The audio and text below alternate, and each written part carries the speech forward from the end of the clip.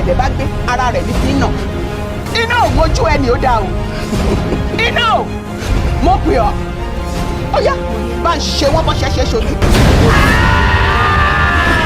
ó ti jáde nígboro títí sinimá ńlá lórí tọ́nà Alakija ìpadàbọ̀ ẹni tí wọ́n sọ pópó.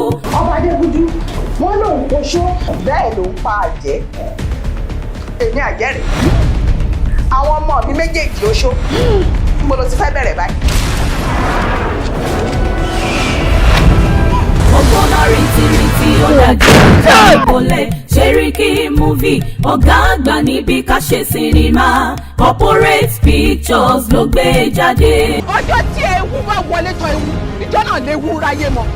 yé ewu ti ká ewu rẹ bọ́nu sá ogun bàbá ẹni tí ó gba ewu rẹ lọ́wọ́ ewu. àwa ní ọ̀gbàmùgbàmù atẹ́gùn tó ṣòro ó dámú. ìrọ̀lẹ́pà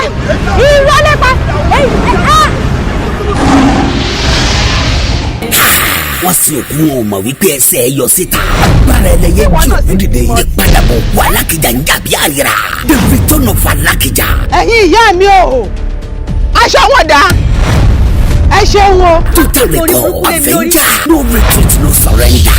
òkú Alakija jíǹde ó di kìràkìtà eré àsádójúbọlẹ̀. ìlú ò fararọ mọ́. wọ́n ní kí wọ́n dáná sun Alakija mọ́lẹ̀ tọmọtọmọ báyìí. ó kò tó bomi ò gbẹ̀yìn bẹ́ẹ̀ ní ìgbà ṣoṣo. ẹ wo sinimá tètè return of Alakija ó ti gbóná jù. ṣé o wá rí wíwá tó wáyé àjẹ́ ilé kọ̀ lẹ́bọ̀ lóògùn kọ̀ gbogbo orígun mẹ́rin àgbáyé wọ́n ti pọ̀ báyìí o. fẹ́ràn mi ọ̀yá lọ́wọ́ ló kọ sítórì yìí Ṣìyànbọ́lá face ló produce yẹ Wàsíù owó ìyá gáúsù ló direct yẹ starring Yínká Quadri Péjú Ògúnmọ́lá fẹ́ràn mi ọ̀yá lọ́wọ́ Àbẹ̀ní Àgbọ̀n Bíọ́lá Adébáyọ̀ Bọ̀bọ̀ bíi Ṣìyànbọ́lá face Fúnmi Ṣónálá ìyá Aṣàpọ̀n Bàbá Kúété Sisi Quadri Tósìn Ọláníyàn Jamiu Azeez Fúnmi Bankantoni àti bẹ́ẹ̀ bẹ́ẹ̀ lọ nínú sinimá titun yìí The Return of Alakija ó ti jáde báyìí marketed and distributed by Corporate Pictures Seriki movie ọ̀gá àgbà níbi ká ṣe sinimá movie city Ami Arena shopping complex Bọ́ládé Òṣòdì Lagos ó tún wà ní Koma road multimedia àti Mercury pictures lárẹ́nà Òṣòdì sinimá titun The Return of Alakija